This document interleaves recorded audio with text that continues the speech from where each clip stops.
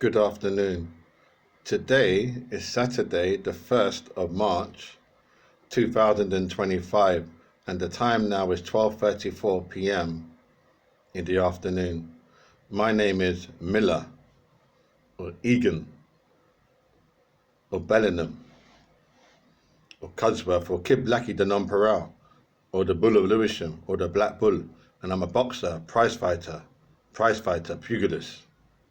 A pugilist is like a boxer. And so we're now in 2025. In 2013, I'll do the maths. So now it's 2025. So 2013. So 12 years ago, I was in Hounslow, and on Kingsley Road, not far from the Hounslow East Tube Station, there was a restaurant. It was named Perry something. Perry. I used to go in there. I used to always go in there and buy chips. And I think I may have bought their chicken and chips and things, or their burger, or I used to buy their veggie burger and chips because I am quintessentially a vegetarian. I became a vegetarian when I was a young age, when I was like 16 years old. Turned towards vegetarianism. Why? It's a good question, because when I was young, I used to meditate a lot. I used to think about the world in it and how to. Cut a long story short, now let me move on now. So anyway, 2012 now. I went into this Perry shop, so to buy the veggie burger and chips. So there was this. It's on Kingsley Road in Hounslow. I'm in England. So there was this. I went in there. The second time I went in there, and there was this. The son was there, this fat young man. And he was kind of good looking. We had dark hair. He had a little twinkle in his eye. And I thought at the time, because I was very much into John D. Rockefeller at the time, and I was very much into Aristotle Onassis. I was reading about I bought John D. Rockefeller autobiography, and I bought Aristotle Onassis autobiography as well off the internet. And I was very much into them, into their life story. They're amazing, wonderful, successful people, human beings. Yeah, they passed away now, both of them. So I was reading about them,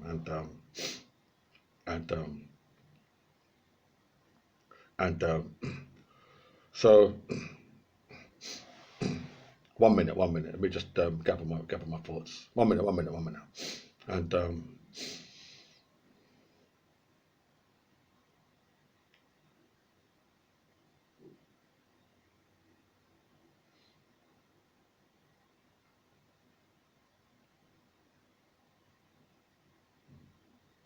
anyway, so John D. Rockefeller and Aristotle Onassis, wonderful people, and they're amazing, successful human beings. John D. Rockefeller, Aristotle Onassis. Anyway, I went to this Perry shop, and the son was there. He was about my age. Like, I'm 55, so he's 54, a bit younger than me. He might have been a bit younger, say 53. And because I was very much into this glamour and wealth and thing at the time, I found it interesting. I thought that I could see that he comes from a very successful, wealthy family. You could see that I could just sense that. Now, I could have been wrong, but I felt like I was like 70% right. He comes from a very wealthy family. Anyway, the next day I went in there, or the next couple of days I went in there, his father was there now. His father's not short now. He wears a shirt, little slack pants, light blue pants, dark black hair. And he said to me, "Oh, call me uncle." And I thought, right, that's a bit deep still, because like, you're not my uncle. Now, whatever the shit they say about me, I am respectful to people. I think it's people that are fucking rude. It's never me that is rude in the first instance. They're rude. Like they have a particular preconceived idea of how they see life and how they want it to be.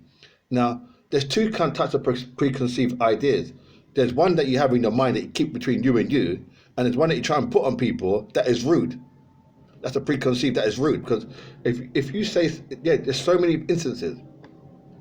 If I go to Romania or Bulgaria and I go with preconceived ideas and I put it out there, it's rude, because you're trying to put what is incorrect, because you're not from that part of the place. You're trying to put it on people that is there. And there's so many different dialects and tribal and this and that and geographic. You don't know, you can upset people. So what I'm saying, so he said to me now, do you follow me now? That's about in the real world, like in the world, our world. So what I'm saying now is, so he said to me, "I'll call me uncle." So I was like, right, that's a bit deep still, because you're not my fucking uncle, because my mother now, yeah, hold on a minute. My mother had this thing about telling people that call me auntie. I mean, auntie, can't, I don't know why the fuck she's saying that. Like she's some fucking mad woman. She's some nutkeys. She's going around saying, yeah, call me aunt, call me auntie, walking fucking street. Right, fucking idiot. But anyway, listen to this now. So, two twos now, yeah. So he said, call me uncle. So I'm like, that's a bit deep, because you're not my fucking. But I didn't want to say to him, because he was polite. He seemed civil. So in that instance, I didn't want to say to him, what the fuck are you saying? What I'm saying, I didn't want to say to him, what the fuck you mean your fucking uncle? Yeah. I didn't say it to him. Because I think that his mindset, he's somewhere else. Like he's thinking is not really, he's not looking at me. He doesn't see me. He doesn't see like my facial expression, like my Jamaicanness. There's no such a word as Jamaican. I just made that up. My Jamaican identity. He doesn't see that, oh, I'm part Jamaican flex. And that, my level of my eyes against my nose, and my lip, the tight tautness of my lip against the fucking look of the eye, the brown in my nose, against my nose, and the bridge of my nose. He can't see all that. He just sees that, maybe just see the blob. So that, if you think that, right, that's deep, isn't it? Like you don't see what is before you. You're just talking to you're treating everybody that you meet as Joe, Tom, Dick, and fucking Harry. Or maybe you're saying, okay, one blob is different to another blob, so one blob is higher than another blob. That's what you must be saying, because this blob is, maybe he splits people up into blobs. They say blobs from here, they're at a higher level, so I will see that blob. But other blobs, they're just all one blob. You follow me now? That's what must be the mindset. So I'm thinking to myself, like, right, that's a bit deep, because you're not my fucking uncle, mate. But I didn't want to tell him that, because I didn't want him to cry like a baby. Seriously, yeah, I don't want to start crying now. So yeah, don't, you know what I mean? Start crying like a baby, because you see what I'm saying? Because some men cry. They do. They don't cry tears, but they cry, like, they start crying, and they cry to God, Jehovah, and Jehovah God, why, and St. Michelangelo in heaven, and a dragon killer. They start crying because they send up their thing to heaven. They don't want to deal with on earth and talk to you. I can even imagine them going to like Mount Sinai, talking to God, like getting down there, putting their hands on the mountain, and saying, "Oh God, why didn't He like me calling him uncle?" I can imagine that. Yeah, I could. Yeah, they will go all the way to Mount Sinai to ask Jehovah. He said He doesn't like me calling him uncle. To call me uncle, they'll ask God that. Rather than come to me, the Buddha lures and say, "Oh, yeah, you're saying that." I'm serious. I believe that. So anyway, so he said to me, "Oh, call me uncle." I'm like, right, it's a bit deep still.